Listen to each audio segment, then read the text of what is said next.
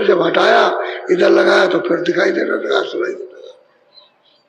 उसको परखना चाहिए कि हमारा मन उकर गया तो गलीज ले आया, गंदगी, और सामने आ गई, उसकी वजह से देखना सुनना कम हो गया। क्यों ले आते उधर से? अरे उतना ही सीमित भगाओ जितना शरीर का पोषण हो। दफ्तर में जाओ, काम करो, क्यों किसी के जमीले में पड़ते? जो काम है कागज पर उसको करो। अरे कागज पर जो काम है उसको करो, इधर उधर का काम क्यों करते? इधर उधर का काम करोगे तो फिर वो गली जाएगा, तो अंदर पर्दा पड़ जाएगा, तो फिर आपके लिए बाधा पहुंच जाएगी। बाधा को काम करो तो नहीं आएगा। दुकान में सामान दो, लेकिन झूठ बोल के क्यों देते हो कि नहीं 10 रुपए का सामान 50 का, तो तुम झूठ बोले, वो गली जाएगा। मेहनत की कमाई लो, मुनाफा रखो मेहनत का। सामान अगर है 20 रुपए का तो 25 ले लो, साफ बोल करके भाई 25, उसमें ईमानदारी से काम करो। अब तुमने उसमें देखा कि चलो 15 रुपए और बढ़ा दिएगा, ये सब बेईमानी है, वो गंदगी आएगी। इसको आप नहीं समझते। काम करो, खेती का काम करो ईमानदारी से, खूब मेहनत करो, रखवाली करो, काटो रखो, लेकिन दूसरे का क्यों काटते हो? और जो दूसरे का बगल में काट लोगे बस वही बेईमानी, चोरी है, वो गंदगी आ जाएगी, वो गंदगी यहाँ सब जमा हो जाएगी, तो तुम्हारी आंख बंद हो जाएगी, कान बंद हो जाएगी। ये सतर्क रहो, ऐसे काम करो, काम में गंदगी नहीं आएगी। जो काम है आपको दिया गया वो काम, ऐसा नहीं उसमें समय में चोरी मत करो, पूरा काम करो। जो समय दिया है आपको 8 घंटे का 6 घंटे का, उसको पूरा करो। उसमें नहीं हम नहीं करेंगे, बैठे कोई काम नहीं, वैसे बैठे। वो रो रहा, वो गंदगी आएगी। वो रो रहा, आया था काम कराने, वो 80 किलोमीटर से आया, या धक्के खाए उसने और गया दफ्तर रख दिया। सुने के बाद साहब हो गए कि आज भी सुनो, तारीख डाल दी। उसको कितनी तकलीफ हुई। आपको काम करना था आज, तो आपने डाल दिया, फिर अगली तारीख में कह लगा अभी ये काम है, अभी कुछ नहीं है, तो दूसरी फाली ली तो मतलब काम नहीं किया। वो तकलीफ जो गंदगी आएगी, ये आप राज समझ नहीं सकते हो। अब इसकी वजह से रुकावट, काम करो, उसको मेहनत के साथ जो मिले उससे बाल बच्चों का अपना पालन कीजिए। ये तो स्वच्छ रास्ता है, मेहनत करने को किसी को कहा नहीं। महात्मा तो कहते हैं अगर साधु हो गए तो साधु बन के भी मेहनत करो तब भजन होगा। मेहनत नहीं करोगे तो तुम मतलब ऐसे भजन नहीं कर सकते। क्या करो मेहनत कि तुम खेती नहीं कर सकते हो, दुकान नहीं कर सकते हो, दफ्तर नहीं, तो तुम जाओ झूरी ले लो और 7 घरों से 8 घरों से रोटी मांग के ले आओ, तो तुम्हारी मेहनत हो तो भजन हो जाएगा, तब होगा भजन। तो किसी को कुछ देना नहीं पड़ेगा, ना कोई गंदगी आएगी, बहुत नॉर्मल, ना के बराबर। उसमें से कुछ तुम जब भजन करोगे तो दे देगा, वो तो जो देने वाला वो दिला देगा। लेकिन साधु बन के ये नहीं कि हम दूसरों का खाए, मेहनत करो। अब हमको आप देखते हो कितनी मेहनत करते हो, अभी बुढ़े हैं और कितनी मेहनत करते रहते हैं आपके साथ, उसको मेहनत करते देखते हो ना, तो दांतों तले उंगली दबाते हो। तो क्यों मेहनत, हमको क्या जरूरत है जवाब इतने हो? हमको तो मेहनत कुछ नहीं करनी चाहिए, खाली बैठ जाए ऐसे बैठे रहे। लेकिन नहीं, काम नहीं, जब तक काम शरीर चले तब तक मेहनत करो और मेहनत करके इसका पालन पोषण करो। ऐसे नहीं हो, हम सबको यही बात बताते हैं, नहीं तो गंदगी जमा हो जाएगी तो तुम्हारे लिए रुकावट हो जाएगी। बोलो। कहने में कुछ कसर न राखी, खुले दृष्टि तब दे। अब महापुरुष जब आए तब कहते हैं भाई हम कहने में तो कोई कमी नहीं रखते, लेकिन अब ये चाहते हैं कि तुम दरवाजे पर बैठ के आंख खुले तो तुम देखो, कान खुले तो तुम सुनो, तब तुम्हारे सब कुछ आ जाएगा समझ में। और तुम बैठते ही नहीं दरवाजे पर, तो ना आंख तीसरी खुलती है ना तीसरा कान खुलता है, वैसे अंधेर में रहती है। उधर तो उजाला है, उधर तो प्रकाशी लाइट ही लाइट है, उधर दिया बत्ती बिजली, ये मतलब ये है कि आपके जनरेटर और पावर हाउस एक भी कुछ नहीं है, वो तो अपने आप रोशन है। वही देख करके कहो कि वहां दिया बत्ती कुछ नहीं है, रोशन हो रहा है, तो रोशन क्यों हो रहा है? वो शब्द का विस्तार है, वहां से रोशन हो रहा है शब्द, बगैर उसके विस्तार नहीं हो सकता। बोलो। संत मेरे से जो कोई पावे, बिना संत कुछ हाथ न। अब बड़ा साफ साफ कि संतों की मेहर कृपा उनकी दया दृष्टि हो जाए, कोई कोई उसको पा जाएगा, और जब तक उनकी मेहर और दया नहीं होगी किसी को कुछ नहीं मिलेगा। स्पष्ट है, वो मिल गए और कृपा हो गई, दया हो गई, मेहर हो गई तो पा जाएगा, और मेहर और कृपा नहीं होगी और मिलेगी नहीं तो मतलब नहीं, उसको कोई नहीं पाएगा। तो आपको ये भी नहीं मिलेगी, ये भी स्वर्ग वैकुंठ भी नहीं मिलेगा, ना आपको ईश्वर का लोग, न ब्रह्म लोग, ये भी नहीं मिलेगा। ये तो रास्ता तो सीधा जा रहा, 4 खानों का और नरकों का, सीधा चला जा रहा, चले जा रहे उधर को, भागे चले जा रहे, और वहीं से पकड़ लेगा, वहीं से ले जाएगा, और तुम कहते रह जाओगे कि वो तो स्वर्ग चला गया। तो ये बात कहावत ही कहावत रहेगी। बोलो। शांत कही छान कर, मूर्ख माने ना। हम कहते हैं संतों ने अपनी आंखों से सब देखा और सब कुछ भेद उन्होंने सुना और ऊपर चढ़ करके गए वहां, और पूरा पूरा उनको ज्ञान और बोध सब कुछ उन्होंने, लेकिन अब यह है कि सब कुछ बताया और मूर्ख अपनी हट झूठ के सामने किसी की सच्ची बात को नहीं मानता, उसी का नाम है मूर्ख। मूर्ख उसी को कहते हैं। मूर्ख पढ़ा लिखा होता है, धनी मानी होता है, लेकिन अपनी झूठ के सामने उनकी सच्ची बात को नहीं मानेगा, सच्चे रास्ते को नहीं मानेगा, सच्चे ध्यान भजन को नहीं मानेगा, एक भी बात नहीं मानेगा, उसको कहते हैं मूर्ख माने ना है, मूर्ख नहीं मानता, उसके पल्ले क्या पड़ेगा। बोलो।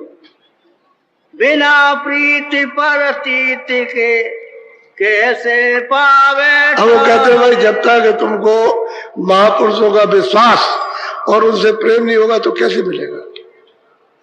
अगर तुमको किसी का विश्वास नहीं तो यहां से भी कोई चीज नहीं मिलती है, ये संसारी जड़। जब विश्वास होगा, प्रेम उनसे होगा, तब वो देंगे, ऐसे नहीं देंगे। वो तो महापुरुषों का अमूलक आत्माओं का धन है, तुमने उनसे विश्वास नहीं किया और प्रेम नहीं किया तो कैसे मिल जाएगा। इसलिए कहा कि उनके पास जाओ और विश्वास करना, प्रेम करना, दे दे। वो तो प्रेम के स्वरूप है, प्रेम का खजाना उनके पास है, और जब प्रेम मिल गया तब तो आप सब कुछ कर लोगे, सब कुछ मिल जाएगा आपके पास, और प्रेम नहीं है तो कुछ नहीं। बोलो। शांतन से कर प्रीति जब दृढ़ कर शीत लगाई। अब वही कहते हैं जब जब आए महापुरुष, रैदास जी आए, भैयाबाई आए, कबीरदास जी आए, भीगा साहब आए, गोविंद साहब आए, तमाम पलटू साहब, वो कहते हैं घर में संतों से जा, प्रीत कर, विश्वास कर, प्रेम कर, कर ले तो इतना काम कर, यहाँ कहीं मिल जाए। हालांकि वो पलटू साहब अयोध्या में रहते थे और अयोध्या सब उनसे विमुख थी, लेकिन अयोध्यावासी कुछ पा गए, उसी में से कुछ निकल आते, जो सत्संग सुन लेते उनके पास पहुंच जाते और रास्ता मिल जाता और करने लगते, वो पा जाते। ऐसा नहीं है कि जहाँ रहे वहां ऐसे ही सुन रहेगा, वो तो देने के लिए आते, तो जिसको लेने वाला है वो अपना काम कर लेगा, झोली फैला देगा तो मिल जाएगा उसको। और झोली कोई कपड़े की नहीं है, ये झोली फैला दो घाट पर बैठ करके कि हमारे ऊपर दया करो, कृपा करो, हम तो कुछ नहीं जानते, कुछ समझते नहीं, हम पापी हैं, हम मतलब ये है कि अज्ञानी है, आपकी कृपा। तो झोली फैला के दरवाजे पर खड़े हो जाओगे तो जरूर दान मिल जाएगा, भीख मिल जाएगी। और संतों की भीख बहुत बड़ी भीख, बहुत बड़ी चीज मिल गई। बोलो। कर्म भर्म सब छोड़ कर सूरत शब्द मिला। अब क्या करो, जब वो रास्ता वो दे दे, सूरत और शब्द का भेद दे दे, तो कर्म और भरम को छोड़ के इसमें लगा, इसमें लग जाओ, जल्दी से इधर ज्ञान भजन और सुमरन में लग जाओ, उसमें देर अब मत करो। ये रास्ता जो विश्व में बताया ये सीधा सरल है। ये सब कर्म भरम जो कुछ भी कर रहे हो सबको छोड़ो, यही कर्म है कि सूरत को जगाना, घाट पर उसको जगा लेना, वो घाट खोल लेना और उसमें दाखिल हो जाओ, प्रवेश हो जाओ। नाम तुम्हारे हाथ में आ जाएगा, पकड़ में आ जाएगा, चल पड़ोगे, चल पड़ोगे, बैठ जाओगे नाम पर, फिर वो आपको ले चलेगा। भरम छोड़ दो, ये कर्म छोड़ दो। भरम जो कर्म कर रहे हो सब भरम है, उसमें किसी में कुछ नहीं मिलेगा, सत्य तो है ही नहीं उसमें, तो भरम कैसे जाएगा? भरम तो रहेगा ही। जहाँ सत्य नहीं हो भरम ही भरम है। बोलो। वेद नाम का जब तू पावे, सत्संग में स्वामी के कहते जब जब तुमको नाम का भेद मिले और जब तुमको सत्संग मिलेगा तब तुम आओगे और जाओगे, आओगे तभी काम बनेगा।